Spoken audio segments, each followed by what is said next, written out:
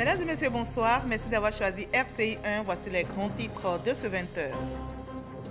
Le président de la République, Alassane Ouattara, est au Japon. Il va assister avec la première dame, Dominique Ouattara, à l'intronisation du prince héritier Naruhito, nouvel empereur du Japon, ce mardi. Il succède à son père, l'empereur Akihito, qui a abdiqué le 30 avril dernier. Naruhito est le 126e empereur du Japon. Quel était l'impact des dernières pluies diluviennes sur la ville historique de Grand Bassam? Pour s'imprégner de la situation, le vice-président Daniel Kablan-Duncan, par ailleurs député de Grand Bassam, s'est rendu sur place. Il a rencontré les sinistrés et leur a fait des dons d'une valeur de 38 millions de francs CFA. Des mesures urgentes ont été arrêtées. Le président de la Banque mondiale, David Malpass, bientôt en visite en Côte d'Ivoire. Il répond à l'invitation du président Alassane Ouattara. C'est l'une des retombées du séjour américain du Premier ministre Amadou Gon Coulibaly. Le chef du gouvernement ivoirien participe aux assemblées annuelles du FMI et de la Banque mondiale à Washington. Les Boliviens ont voté ce dimanche pour décider s'ils prolongent jusqu'en 2025 ou non le mandat d'Evo Morales, le président bolivien au pouvoir depuis 13 ans. En Bolivie, où le vote est obligatoire, les indécis sont nombreux et le résultat du scrutin est très incertain. Soyez les bienvenus sur RTI 1. Le prince héritier Naruhito sera intronisé mardi prochain comme nouvel empereur du Japon. Il succède à son père, l'empereur Akihito, qui a abdiqué le 30 avril dernier. Plusieurs pays amis du Japon, dont la Côte d'Ivoire, sont invités à assister à l'événement. L'État ivoirien sera représenté par le président de la République, Alassane Ouattara, accompagné de la première dame, Dominique Ouattara. Rappelons que l'empereur Naruhito est le 126e empereur du Japon. Je vous propose la réaction du chef de l'État, Alassane Ouattara, propos recueillis sur place au Japon. C'est un sentiment donc de grande fierté que la Côte d'Ivoire soit invitée à cette importante cérémonie qui est importante pour les Japonais mais également pour le monde entier. En tout cas, nous avons tenu à être là compte tenu des relations excellentes que nous avons avec le Japon, avec l'empereur que nous avons rencontré en son temps quand j'étais Premier ministre en visite officielle avec Mme Ouattara en 1992. Donc c'est un renouvellement des générations et c'est une belle opportunité de venir souhaiter bonne réussite, longue vie à l'empereur et aussi dire que la Côte d'Ivoire tient aux relations importantes et fructueuses avec le gouvernement japonais. Voilà, notons qu'en marge de l'événement, le président Alassane Ouattara aura un entretien avec le Premier ministre japonais Shinzo Abe demain lundi 21 octobre à la Maison des hôtes d'État. Il va également échanger avec l'Association parlementaire d'amitié Japon-Union africaine. Ici en Côte d'Ivoire, nous sommes bien en saison pluvieuse et Grand Bassam, ville historique inscrite sur la liste du patrimoine mondial de l'UNESCO, enregistre son lot de dégâts dus aux intempéries. Mais quelle est l'ampleur? Pour s'imprégner donc de la situation, le vice-président Daniel Kablan-Duncan, par ailleurs député de Grand Bassam, s'est rendu sur place. Il a rencontré les victimes des inondations et fait des dons d'une valeur de 38 millions de francs CFA. Notez que des mesures urgentes ont été arrêtées, comme nous le rapporte Mama Traoré. Plusieurs quartiers de la ville de Grand Bassam envahis par les eaux. Naturellement, cela ne pouvait laisser indifférent l'un de ses fils, le vice-président de la République. Les bottes aux pieds et accompagné des ministres de la Santé et de la Protection civile, Daniel Kablan-Duncan découvre ce samedi le spectacle désolant de la montée des eaux. Du quartier Odos à celui du Phare, en passant par ceux de Petit Paris, France et Moossou, le vice-président est venu voir pour comprendre, mais aussi pour apporter du réconfort aux victimes depuis leur centre d'hébergement. Solidarité oblige, en de telles circonstances, Daniel Kablan-Duncan a fait des dons en nature d'une valeur de 38 millions de francs CFA et pour définitivement mettre fin au calvaire des Bassamois, il annonce des mesures urgentes décidées par le président de la République. Des solutions au-delà donc du soulagement immédiat, c'est de faire en sorte qu'on puisse pomper une partie de l'eau des quartiers concernés et les jeter en mer. On est en train de travailler avec les autorités préfectorales et municipales et l'entreprise pour que les choses commencent assez rapidement Mais le vrai problème de Bassam, c'est l'ouverture d'embouchure. Et là, le président a donné des instructions fermes de manière à ce que le mois de novembre soit la date de début des travaux de l'ouverture de l'embouchure qui va coûter 20 milliards de francs CFA. Plus de 1100 personnes sont aujourd'hui en situation de détresse suite à la montée des eaux à Grand Bassam. Le ministère de la Santé dit être en alerte face au risque d'épidémie que pourrait causer cette catastrophe. Autre conséquence immédiate de ce drame, le célèbre festival Abissa qui devait démarrer ce dimanche 20 octobre est finalement reporté pour le 3 novembre prochain. Voilà, la ville historique se remet donc peu à peu de ces inondations. Le temps est maintenant clément à Grand Bassam, tout comme ici à Abidjan, qui se prépare à accueillir un invité de marque. Il s'agit du président de la Banque mondiale, David Malpass, qui sera bientôt en visite dans notre pays. Il répond à l'invitation du président Alassane Ouattara. Et c'est l'une des retombées de la mission du Premier ministre Amadou Gon Coulibaly à Washington, où il a pris part aux assemblées annuelles du FMI et de la Banque mondiale. Adama Koné est notre envoyé spécial. Au 12e étage de l'immeuble de la Banque mondiale à Washington, l'ambiance est conviviale. C'est qu'après le mois d'avril, c'est la deuxième fois que le président du groupe de la Banque mondiale, David Malpass, et le Premier ministre Amadou Gon Coulibaly se rencontrent ce dimanche après-midi. Le Premier ministre accomplit une mission. Il est porteur d'un message du chef de l'État, Alassane Ouattara. J'ai commencé donc par lui transmettre les salutations du président de la République, son Excellence M. Alassane Ouattara, et l'invitation qui lui est faite par le chef de l'État de venir donc en Côte d'Ivoire. J'ai noté donc son approbation. Maintenant, nous travaillerons donc à la définition donc de la date donc précise donc pour cette visite. En deuxième lieu, concernant la question de la coopération entre le groupe de la Banque et la Côte d'Ivoire, nous nous sommes réjouis donc de cette qualité de coopération. Et à titre d'exemple, nous avons noté que le portefeuille donc, de la Banque en Côte d'Ivoire a évolué de 600 millions de dollars US en 2015 à aujourd'hui 2 milliards 800 millions de dollars US donc en fin septembre donc 2019. Ce qui est une augmentation donc notable. Et c'est grâce à tout cela notamment que nous avons pu maintenir donc ce taux de croissance élevé de l'économie ivoirienne, puisque cela a permis de financer notre plan national donc, de développement. La Côte d'Ivoire prépare minutieusement la décennie 2020-2030. Elle le fait avec l'appui des institutions de Bretton Woods. Mais à Washington, Amadou Gon Coulibaly n'oublie pas le sujet sur la juste rémunération des producteurs de cacao.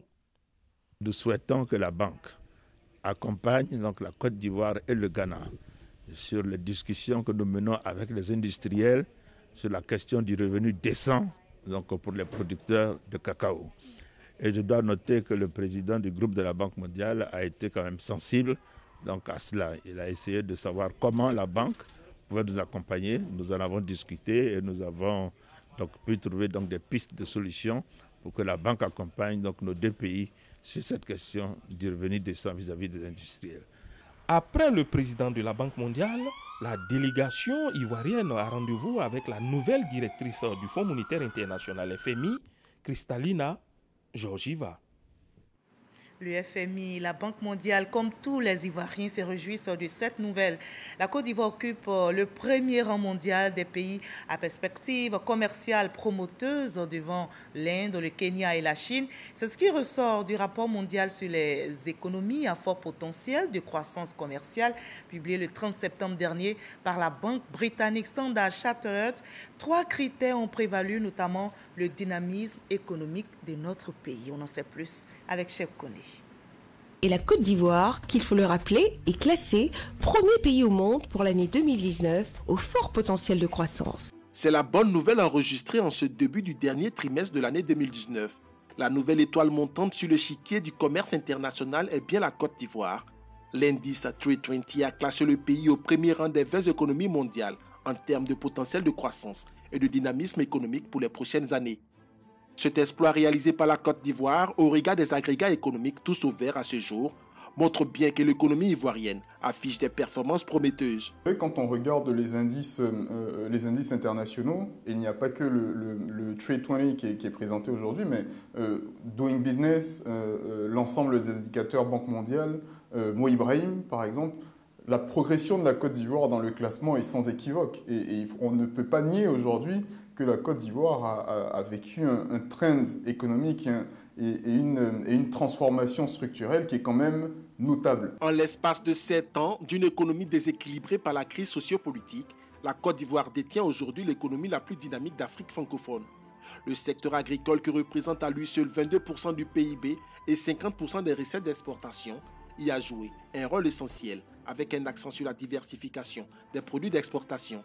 La bonne performance du secteur agricole démontre le potentiel de l'économie ivoirienne, avec de nombreuses opportunités de croissance pour le commerce international et les investissements. Les chiffres parlent d'eux-mêmes. La production du riz non décortiqué est passée de 2 085 000 tonnes à 2 231 000 tonnes. Le manioc d'une production annuelle de 2 041 000 tonnes et un rendement moyen de 6,5 tonnes par hectare. Le secteur du cacao a lui aussi vu la valeur de ses ventes augmenter. Nous avons des indicateurs macroéconomiques qui sont totalement satisfaisants. Nous avons de bons indicateurs macroéconomiques. Mais cette opportunité-là, ou ces opportunités dans le monde des affaires, vous savez, nous devons rechercher toujours à capter les opportunités. Parce qu'une opportunité peut exister aujourd'hui et disparaître demain si on n'arrive pas à la capter. Dans son mode opératoire, l'indice mondial Trade 20 se base sur 3 principaux critères. En premier, le dynamisme économique qui prend en compte la croissance du PIB, la croissance du volume des exportations. Ensuite, l'analyse de la taille du marché local et enfin, la diversification des exportations.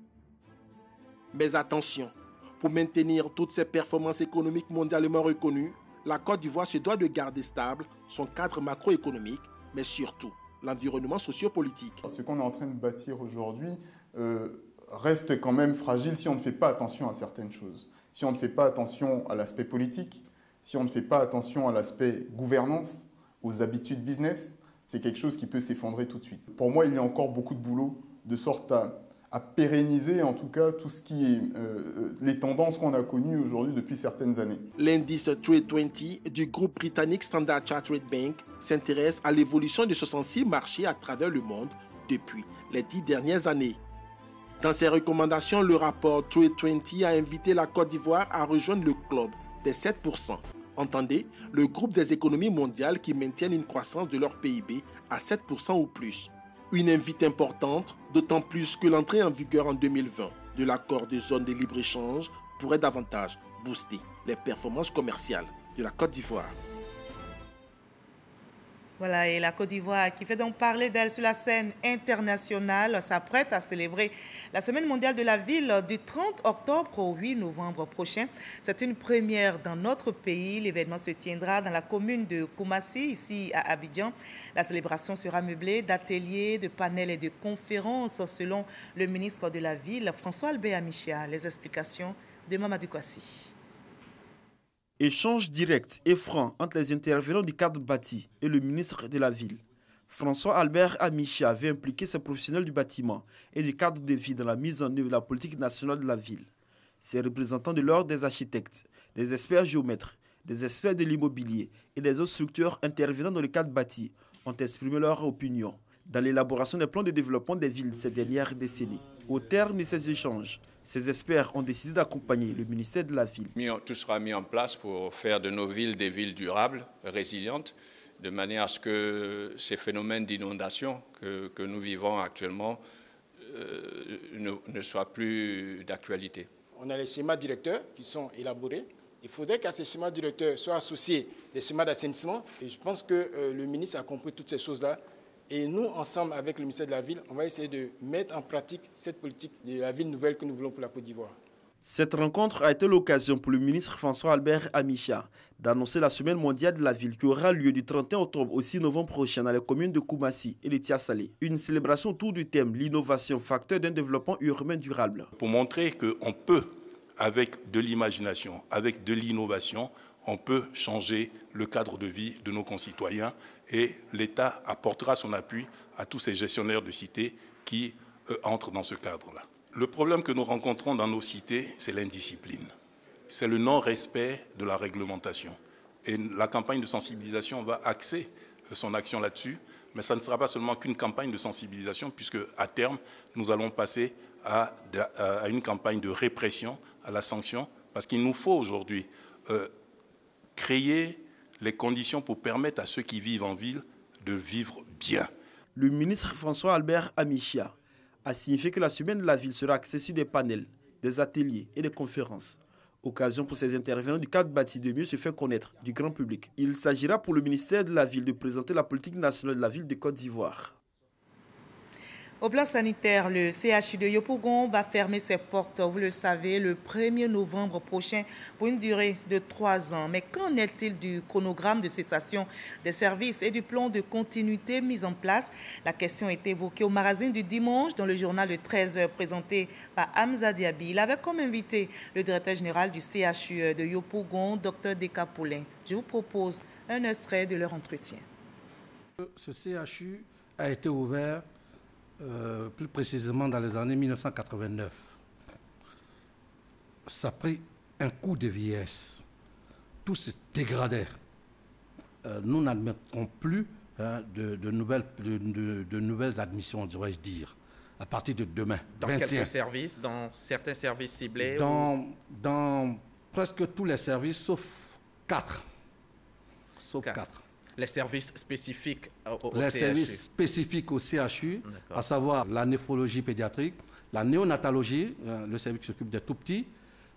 Ensuite, vous aurez donc la MPR qui va rester là. La médecine physique et de réadaptation. La médecine physique et de réadaptation. Et puis, donc, vous aurez la neurochirurgie qui sera encore là le temps qu'on finisse les travaux à l'hôpital du Pont. Ça sera les 3 CHU d'Abidjan dans un premier temps qui va accueillir le gros lot des activités. Puis nous aurons à l'intérieur même de Yopougon tous les centres de santé également qui vont accueillir certains services, des activités de certains services. Et puis vous aurez également certains centres de santé un peu dans Abidjan. C'est un maillage que nous voulons faire pour ne pas que tout ce flux de personnes vienne à Abidjan.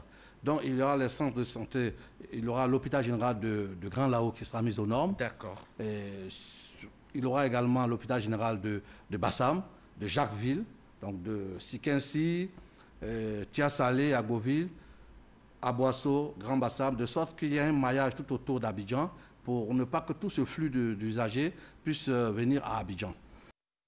On s'intéresse à votre santé, mais également à l'environnement. La Fondation pour les parcs et réserves de Côte d'Ivoire et l'Office ivoirien des parcs et réserves, OIPR, scellent un partenariat pour la mise en place d'un guichet pour le fonds de dotation du parc national du Banco. La Fondation a octroyé une subvention de 150 millions de francs CFA à l'OIPR en vue de contribuer à la gestion du parc, nous dit Grace Kando. Pour la mise en place d'un guichet pour le fonds de dotation du parc national du Banco, l'Office ivoirien des parcs et réserves, OIPR, signe une convention avec la Fondation pour les parcs et réserves de Côte d'Ivoire. Un montant de 150 millions de francs CFA a été octroyé à l'OIPR pour financer les activités du parc.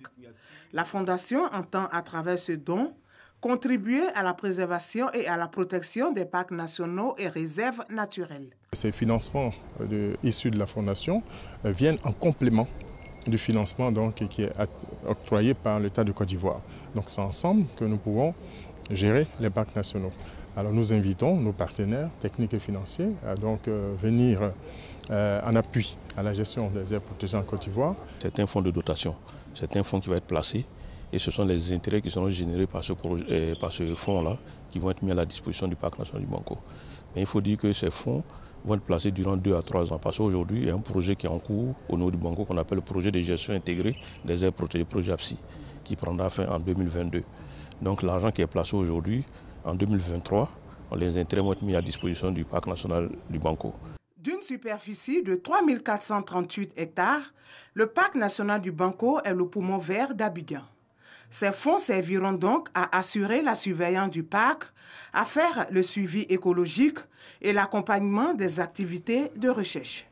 Je voudrais engager l'Office ivoirien des parcs et réserves et la Fondation à poursuivre les efforts afin que notre pays continue de bénéficier de la confiance de ses partenaires et surtout de mobiliser davantage de moyens financiers pour assurer le financement des charges de gestion de l'ensemble du réseau des aires protégées de Côte d'Ivoire. De 2014 à 2019, la Fondation pour les parcs et réserves de Côte d'Ivoire a octroyé à l'OIPR des subventions non remboursables d'un montant total de 4,67 milliards pour la gestion des 4 parcs nationaux. Je vous conduis à présent sur la scène politique ivoirienne où le PDCI RDA a tenu hier samedi un meeting à la place Jean-Paul II à Yamoussoukro. Au rendez-vous, la mobilisation, mais surtout des messages de galvanisation des militants du PDCI et des partis alliés. Un seul objectif, la reconquête du pouvoir d'État. Le président du PDCI, Henri Konan Bédié, a invité à cultiver le dialogue, le pardon, la réconciliation et la paix, valeurs propres aux fondateurs du PDCI. Léon Bro. Des militants du PDCI RDA et des partis et plateformes alliés ensemble à la place Jean-Paul II de Yamoussoukro. Un seul objectif, affiner la stratégie commune de reconquête du pouvoir d'État en 2020. COGEP, RACI, RPP, partisans de l'ex-président Laurent Gbagbo, tous unanimes avec le PDCI RDA, il faut investir l'ensemble du territoire national et la démarche doit s'inspirer du dialogue, du pardon, de la tolérance, de la réconciliation et de la paix, des valeurs tant prônées par le fondateur du PDCI RDA, Félix Houphouët-Boigny, dont ce meeting marque la clôture des activités pour célébrer l'anniversaire de naissance. Honneur et gloire à Félix Houphouët-Boigny, qui nous a légué une Côte d'Ivoire prospère, unie, hospitalière et solidaire des autres pays. Cet homme de progrès, apôtre de la paix, bâtisseur infatigable de la Côte d'Ivoire moderne et de consensus national que nous célébrons aujourd'hui. Sur son éventuelle candidature à la prochaine présidentielle, le président du PDCI RDA est formel. Seul pourra répondre à la prochaine convention de son parti. Sur ce lieu sacré, terre natale de Félix Houphouët-Boigny, nous nous tournons résolument vers le futur.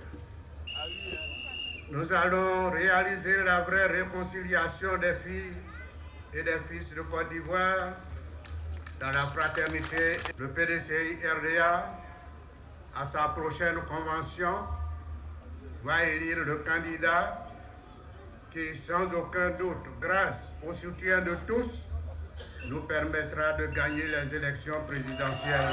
Aussi proposé à cette rencontre de mobilisation de ces militants par le PDCI RDA et ses alliés, des voix selon eux pour des élections ouvertes, transparentes, apaisées, crédibles en 2020. Au niveau du rassemblement des Oufouettistes pour la démocratie et la paix, la coordination pour la promotion du RHDP étant sa toile à travers le pays. Elle vient donc d'installer son représentant à Grand Laou et ce dernier s'engage à relever les défis de la mobilisation. Et il peut compter pour cela sur le parrain de la cérémonie, Akasaï Lazare, qui à l'occasion a appelé les populations de Grand Laou au vivre ensemble.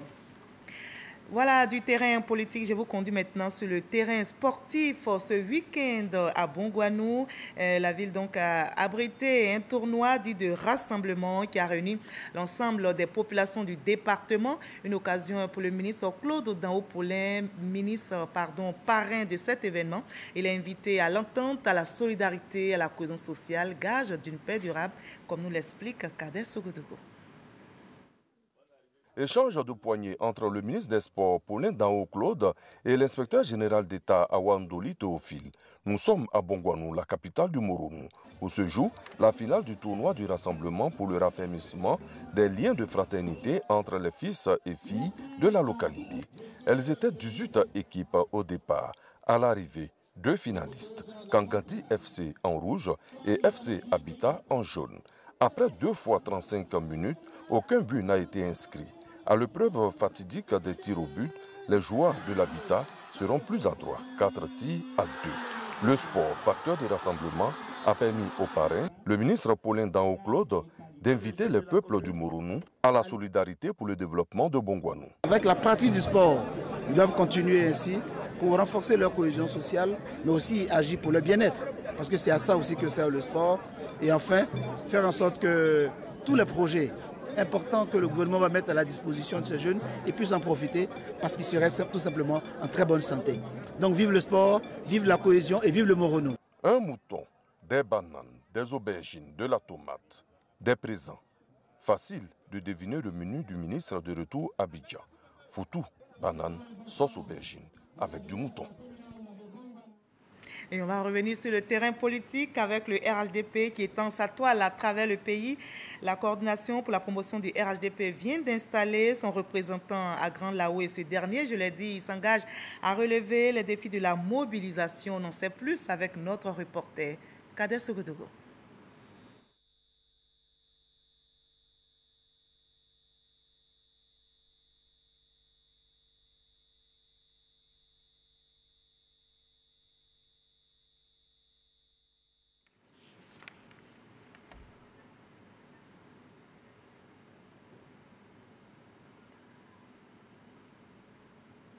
Toutes nos excuses pour la qualité de ce reportage de Doigt de Lazer qui vous sera proposé dans nos prochains journaux. Nous sommes dimanche, un jour de culte pour les fidèles chrétiens. Je vous conduis donc à la fête des Tabernacles 2019, une rencontre spirituelle qui a été marquée par des prières et des prédications. Les hommes de Dieu ont invité les fidèles chrétiens à la paix et à suivre Christ, leur exemple. Kouadio Kwame, Jean de Dieu.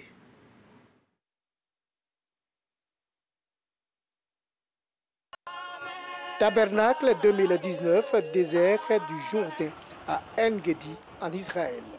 Un rassemblement annuel des chrétiens évangéliques venus des 4 coins du monde devant le trône de Jésus-Christ. Souvenirs et reconnaissance, nobles vertus qui ont animé la rencontre. Louanges, prières, témoignages et messages ont constitué le menu de cette rencontre annuelle motivée par le seul nom de Jésus-Christ de Nazareth. 3 messages ont été délivrés. Servir Dieu avec ses biens, louer Dieu en toutes circonstances et faire de Dieu l'essentiel de sa vie. Les nations se sont rassemblées ici pour adorer, célébrer le Dieu tout-puissant et tout-suffisant qui peut assurer aux nations des lendemains meilleurs.